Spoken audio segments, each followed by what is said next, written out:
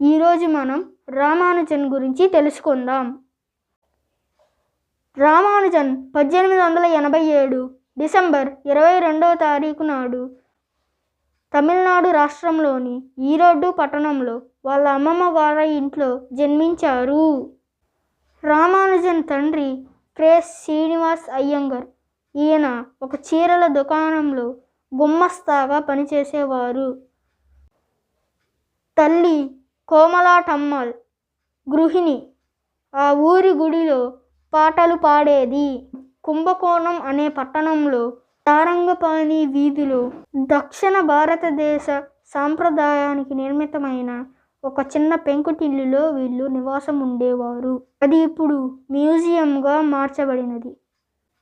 Ramanujan 1892 October 1న అదే ఊళ్ళో ఉన్న చిన్న పాఠశాలలో విద్యాభ్యాసాన్ని ప్రారంభించాడు. తల్లితో చాలా గాఢమైన ప్రేమతో ఉండేవాడు.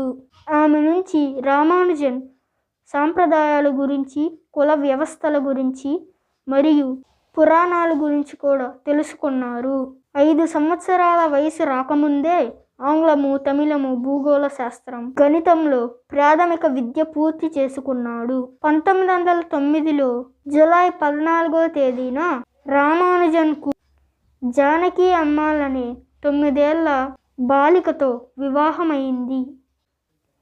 అప్పట్లో కొత్త ఒక గణిత సమాజాన్ని ఏర్పరిచిన డిప్యూటీ కలెక్టర్ రామస్వామిని రామానుజన్ కలుసుకున్నాడు. ఆయన పనిచేసే ఆఫీసులో ఒక చిన్న ఉద్యోగం కోరాడు. ఆయనకు తన గణితం మీద రాసుకున్న నోటు పుస్తకాలను చూపించాడు.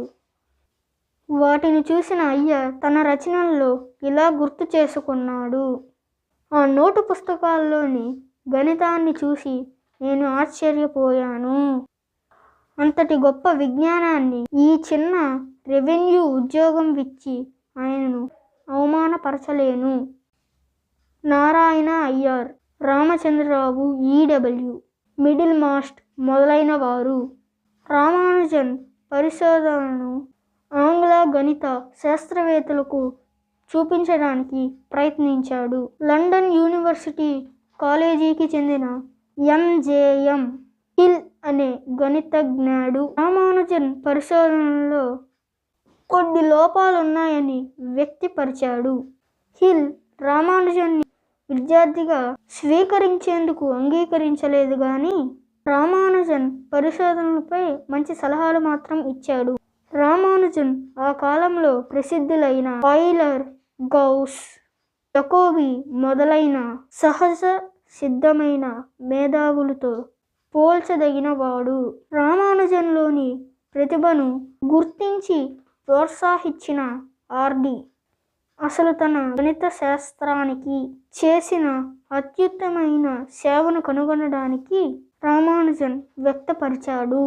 1914 మార్చి 17న రామానుజన్ ఇంగ్లాండుకు ప్రయాణమయ్యాడు. శాకాహార అలవాట్లు గల రామానుజన్ ఇంగ్లాండులో స్వయం పాకం చేసుకునేవాడు. సరిగ్గా తినకపోవడం మూలాన నిరంతర పరిశోధనల వల్ల కలిగిన శ్రమ వలన ప్రతికూల వాతావరణ, అనుకూలం పరిస్థితుల ప్రభావం వలన చాలా తీవ్రమైన పరిశోధన చేశాడు.